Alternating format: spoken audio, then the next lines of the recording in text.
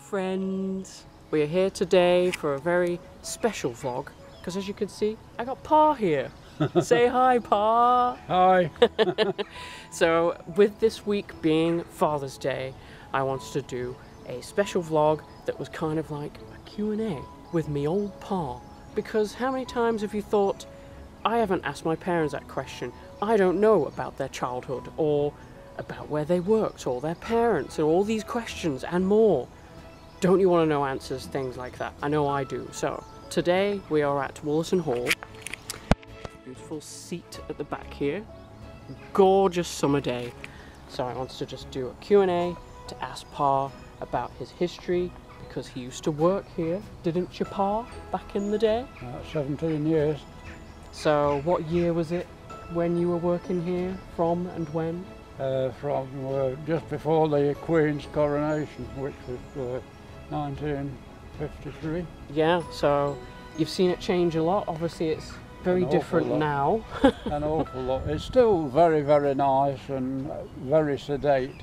Yes.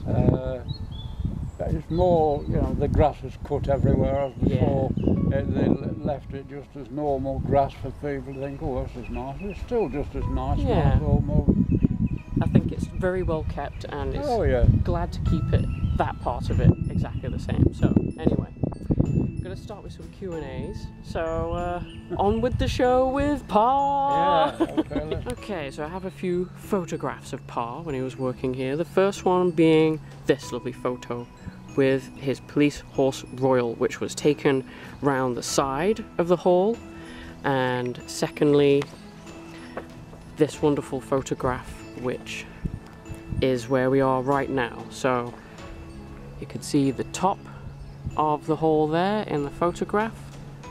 So would you like to tell us a bit about these photos, Pa? With what you remember about each one and where they came from, who took them maybe? Well, that was when I'd got a set of rosettes at the City of Manchester show. Yeah. I came first and I got the championship as well. So the championship is the red, white and blue one, and the red one is first. Awesome. Out of, I don't know, about 50, 60 police horses from all over the country. Wow. And that's why I always worshipped him, you know. And he really did an awful lot for Nottingham, for the city of Nottingham. Yeah. And for the police force here. Yeah. How about the other one? The other one, this is not Police Horse Royal, it's Police Horse Sherwood. And he came on loan, and he made a nice horse. Yeah. But what a cool name. Big. He was so tall, and that was taken aside there. Do you remember how many hands tall he was? 18. Wow, that is a big horse. It is. But he was a beautiful mover. Yeah. He was very professional when he walked and trotted, you know. And as soon as we got him, I took him down to Nottingham Forest football ground for some match, and he was absolutely impeccable. Awesome. You know, a lot of horses would not have liked it, and been a bit frightened about it, but he was all right, and I really enjoyed every minute down there. Great. So we're just going to start on a few questions now. So I did find this Q&A online that was like Father's Day questions, and I thought it was really well arranged into kind of like childhood questions, advice you'd give to, I don't know, children you have or other people, and questions about the future. So we're going to start with the childhood ones. So first one is going to be, what were your nicknames growing up, Pa? Do you remember them? My nicknames? Yes. Well, not really, just everybody called me Mick, some they still do. That's fine. I said the other day, my mum wasn't very pleased because she always told me Dad off and said, you mustn't call him Mick because his proper name is Mike. Nice. Nice thoughts. No funny nicknames then, like that you inherited at school or anything? Really. No. That's good. No bully nicknames, that's a good thing. No, it's all nice. So, what did your parents do for work, Pa? Well, my mum used to clean at different houses, some in Nottingham, some in Buxton, somewhere down south as well. And my dad worked at the ICI on the with the trains and what have you, Imperial Chemical Industries, and he worked there for years and years, and he enjoyed it. So you obviously saw a lot of steam trains in your time. Yeah, well, because my granddad worked on steam trains as well, and he drove the big ones that went to Manchester and back or wherever. So that's where my love for steam trains comes from. Well, must be, yeah. Yeah. That it's in our heritage and blood. That's right. Okay, so next questions. Who were your best friends growing up, Pa? Well, they were just, how can I say, school friends, boiled friends, and always really, where we lived at 83 Victoria Park Road in Buxton, the people next door, Dot and Tommy, they had a girl and a boy, and they're ever so nice. Used to go ever so well with them for donkey's years, you know, till we sort of all grew up and went out of everybody's sight. I wonder where they are now. I don't know. I know when I was in my flat on Ebers Road at Mapley, and the girl, Sandra, yeah, she came down to see me. I didn't even know she was coming. Wow. And I put her in a hotel at the side there on Mansfield Road. And she thought it was marvellous, but I've never seen her since. That's very intriguing. Wonder where they are in the world. Well, that's it. Just lose so what do you remember about your childhood home growing up? Well, as I said, when I was a little lad, I mean, I'd just come out of a pram, I suppose, at Higher Buxton, as they called it, and my mum and dad, they weren't keen on staying there because they had to put up with the woman who owned the house, you know, and of course then the finance wasn't about to be able to buy a house. So the mum and dad moved from there and went to Homewood Terrace, which was in Hogshaw, in Buxton, Lower Buxton, and a nice little house actually. Yeah. Nice neighbours, but the landlady who kept it, she kept trying to get rid of mum and dad because she wanted the house itself to give to her son. Never mind. We eventually left there, you know. Yeah. And that's when my dad got the house at 83 Victoria Park Road at Fairfield. Which that's the one that I know, obviously, because I visited there, and that's still there. Yes, So a question that is very pertinent to myself: did you collect anything as a kid? Well, not really, because I was so busy playing football as a young lad, and I used to play for Pete Dale Juniors, and that was managed by my dad's brother, Uncle Jim. And we won so many things, and the biggest thing that I collected all those, lots of seasons before I had to go in the army, were the medals when we'd won in Derbyshire, Buxton, and I've got them all at home still, and that's really the biggest thing that I ever got as a youngster. We can have a look at those when we get back, actually. Yeah. I don't know if I've ever seen those. Yeah, actually. It would be nice to just have a little insert of what they look like. Yeah. So as mentioned, here are Pa's football medals. So we've got about 12 here, and they're all different times. Were they in an actual time between the, what's it, 1957 we've got on there? 1950 to 51, so it's quite a lot of years. 50s, yeah. Yeah. So I think my favourite ones are these ones. The Derbyshire medals. Yeah. They took a lot of winning actually, because it meant that every team that competed came from somewhere in Derbyshire. Right, I see. From North Derbyshire down to South Derbyshire. And the finals were generally at Matlock. Awesome.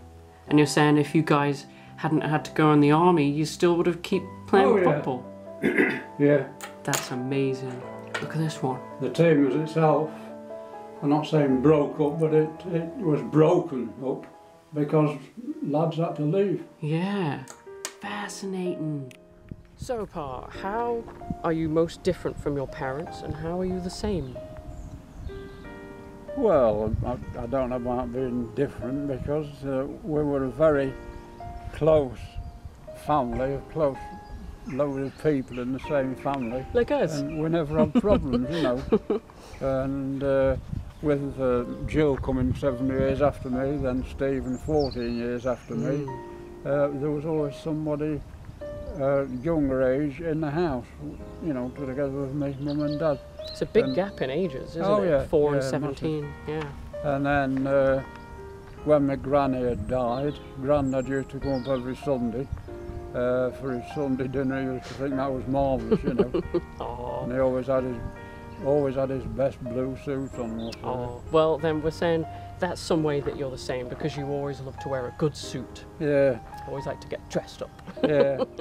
But I mean, many a time, well, once or twice anyway, when I or my mum and dad spoke to my Grandad when we were eating Sunday dinner, and Grandad didn't reply. Eventually he says, "I'm too busy eating to talk." Now, he always used to say that. I'm going to start using that one because it annoys me when people talk to me when Yeah, yeah.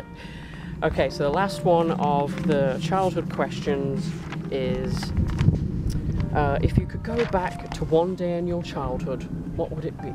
Just one, if that's quite an easy question to ask, because you can't, you know, one whole day of your whole life. There's one, you know, was Mum and Dad used to take me to Blackpool. Oh, and that was absolutely out of this world to go there, because you couldn't afford a donkey, you couldn't afford the little rides and what have you, and of course there weren't that many about then. Yeah. But it was so nice to sit on the beach and play with the sand and smashing. I've got loads of photographs at home with my dad holding my hand on the beach, and Uncle Jim and Auntie Edna.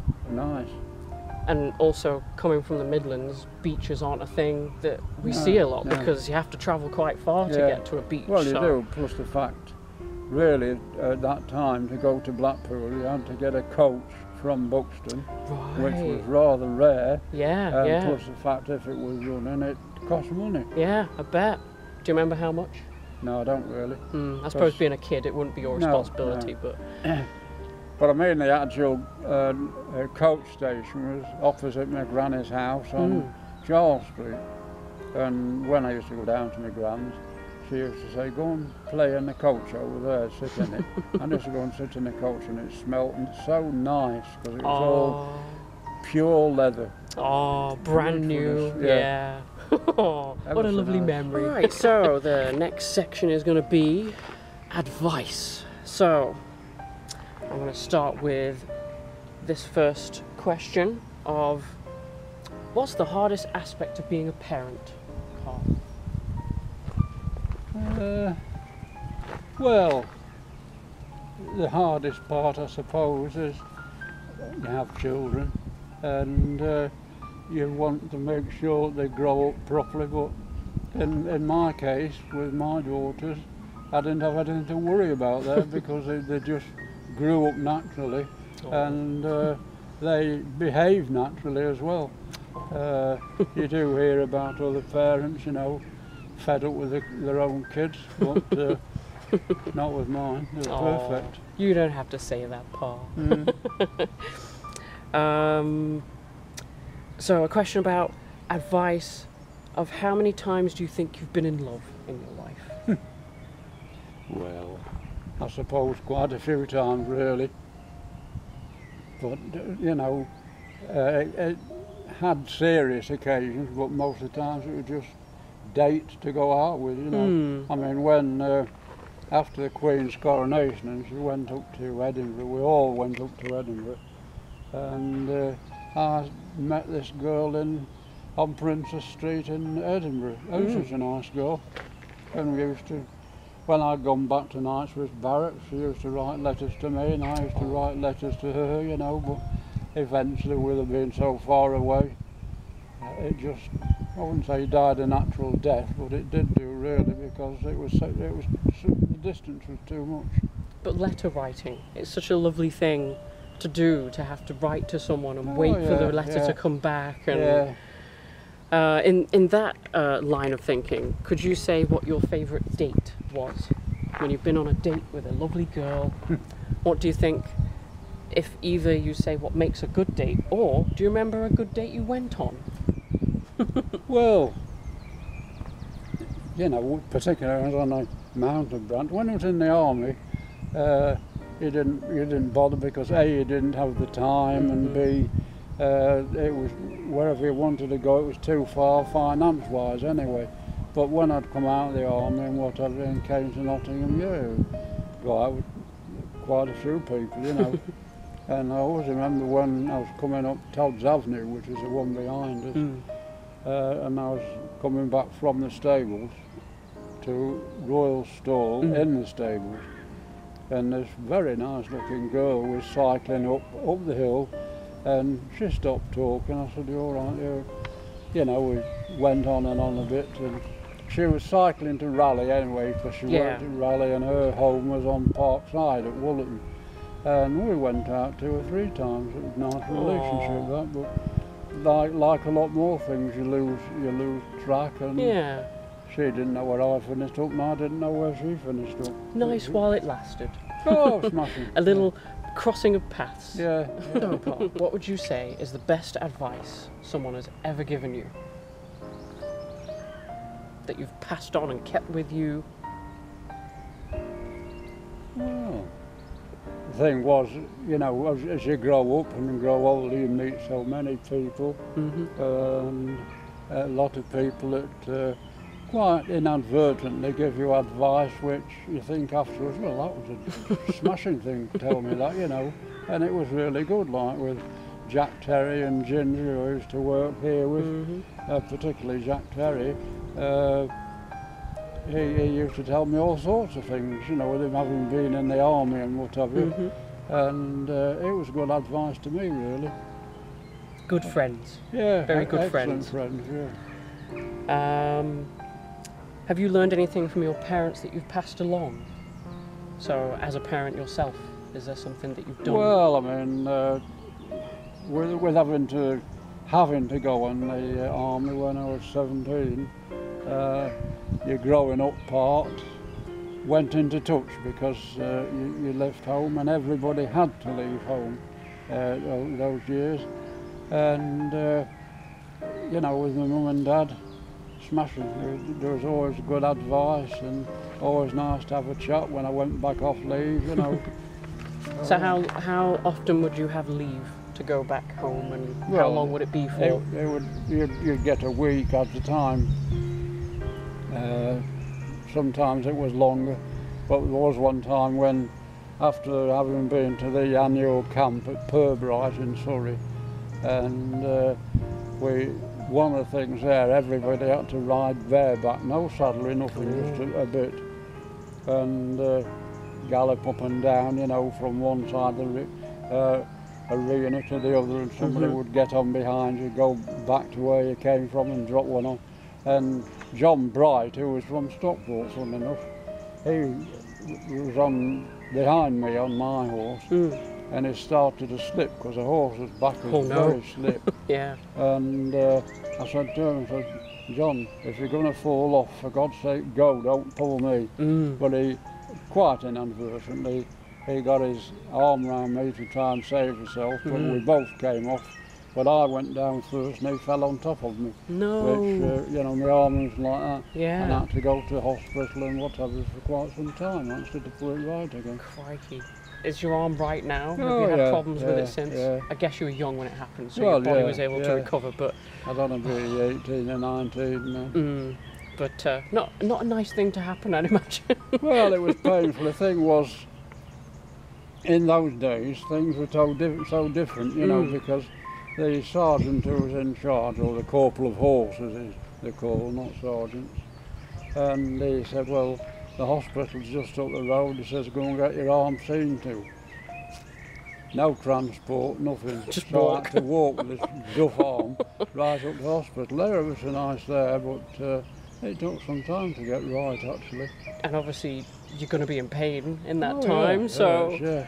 Oh, crikey, lessons learned back then. Yeah. So, are there any recipes or meals you want us to continue making in your honour, Pa? What's your favourite food to be passed on after you're gone? Well, Always like a Sunday lunch, you know, a proper Sunday lunch Yeah. with all the bits and bobs. But of course, as years have gone by, not all that many years ago, the only thing was to have a Chinese curry. Well, now that's fallen by the wayside a bit, and everybody has Indian or something very similar, and it's nice. It takes a nice menu. You know what food I'm going to continue making in your honour? Eggy bread. Oh yeah. Because eggy bread is the best comfort food. And if you don't know what it is, would you say it's a Midlands thing? Eggy bread? Well, it's just something again that I think the reason I know about it and the reason I had it was as I was younger that made a proper meal, and all it was egg and bread. Yep. You know, you didn't have to buy a load of stuff and cook a load of stuff. It was quite simple to do.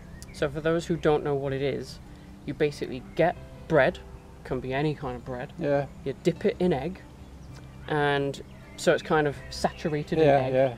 And then you fry it in a pan. Put it in a frying pan. That's it. And keep your eye on it so it doesn't burn or anything daft like that. But it does make a very, very tasty meal, to be quite honest. I think in France they do it as French toast and they put sugar on it. Oh, I couldn't be doing with And that.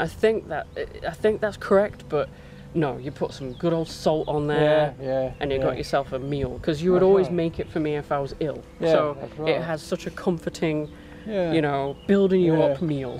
Well, it was just something that everybody ate all those years ago because you couldn't go to shops that stocked anything that you could do another meal with because A, the shops weren't there, and if they were there, they had nothing in that was worth buying. You know, the butchers were very obsolete almost. I mean, surely eggs were hard to come by, right? Yeah. Did you ever have chickens or anything like that? No, nothing. Well, it will definitely be passed on in your honour. Yeah. So, do you have a favourite quote? One that's kind of stuck with you, that you know is a good kind of life lesson saying? Well, got quite a few quotes in my head, but they're not really what I should repeat to anyone, particularly Jack Terry, who was only 18 when he had to go down by submarine to North Africa to try and attempt to kill Field Marshal Rommel, the German Field Marshal.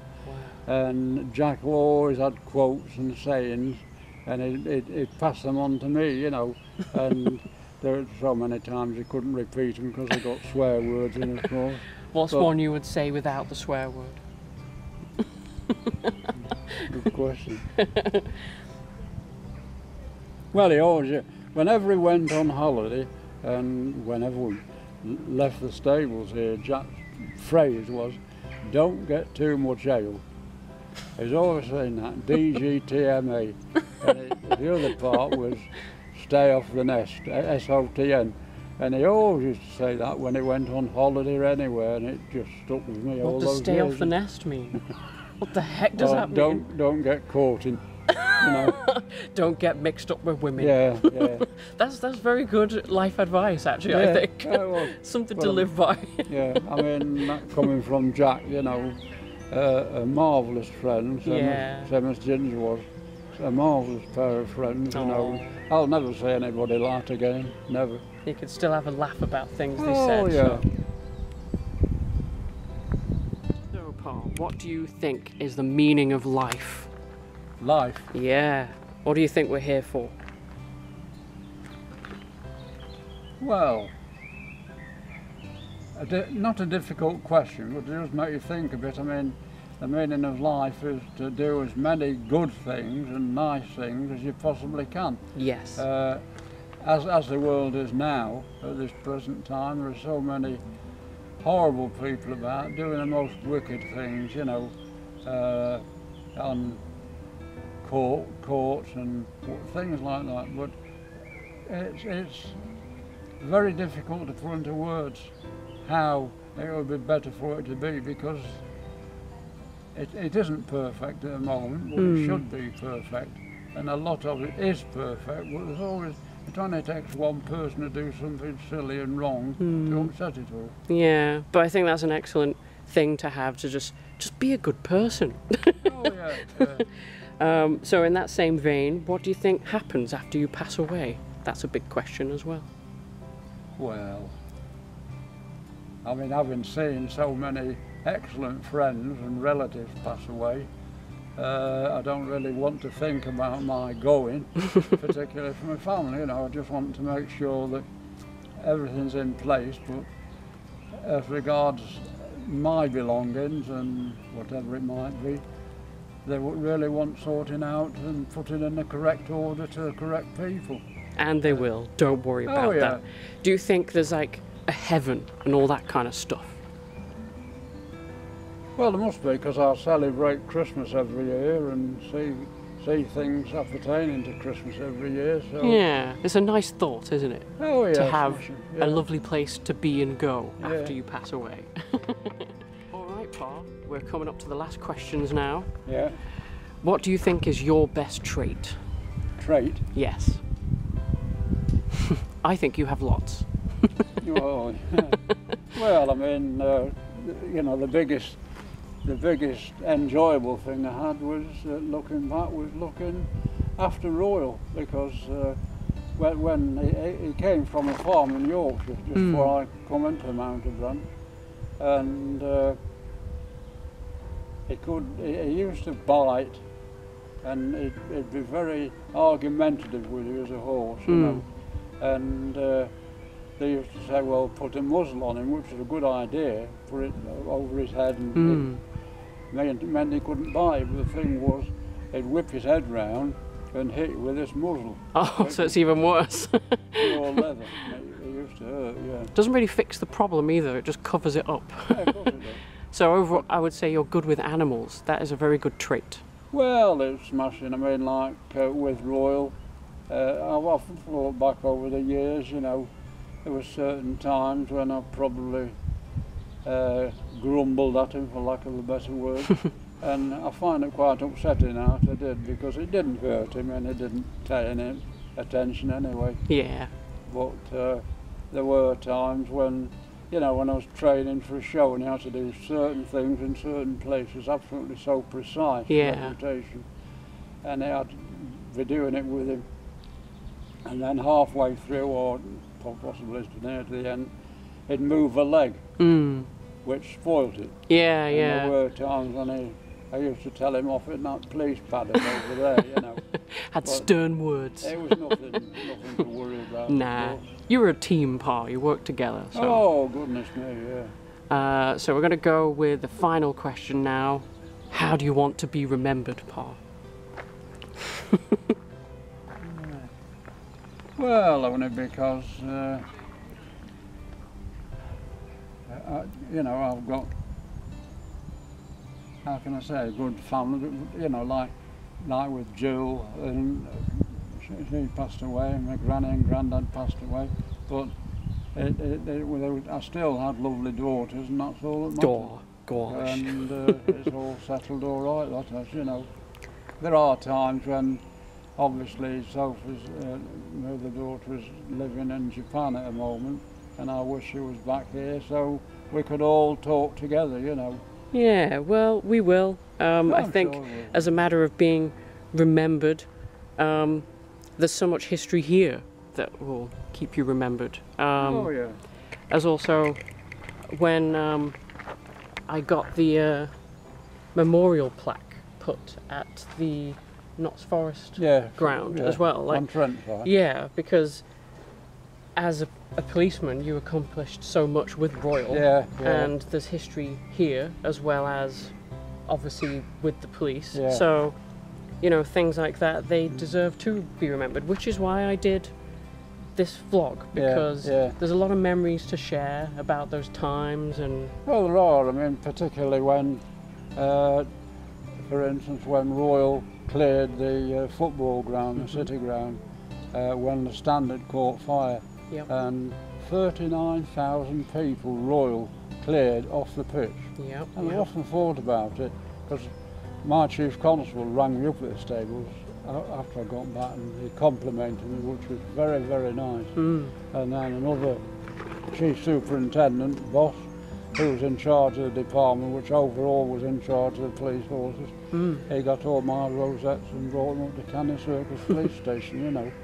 So that was another nice thing. Yeah. But I've often thought Royal, he was absolutely immaculate that day. He never put a foot wrong. Yeah. And I've often thought a police horse will never do that again, because he was the first and only one that walked down city ground, Yep. right over the pitch, you know. That's true. And nobody else will do it again, and certainly now they won't do it again because the idiotic councillor got rid of the police mounted branch. So there's no police mounted branch to do it now. But the plaque that we're talking about, Yeah. it is actually there, so you yeah. can go and find it. I Yeah. will let you go find it. Yeah. Michael Pickford and Police Horse Royal, it Yeah. is there amongst all the others, Yeah. and that's there forever. That's so, right, of course you it know, is. that's an Well, I went important down thing. just after you'd told me, didn't I? I went down and had a look. Yep, so... And it looks very, very nice. Yes. Okay, Pa, so that's the end of the video of question and answer with Pa. So thank you so much for doing this. Happy Father's Day. Yeah, well, I've enjoyed every minute of it. It's been nice to come here. It's been nice to bring back memories, you know. Yes. Stacks of memories. Thank you for everything. Smashing. It's just wonderful to have a little time capsule of Pa and Yeah, his memories and history. So yeah, lovely. thanks, Pa. All right. Yeah, glad you enjoyed it. Bye, everybody. Bye.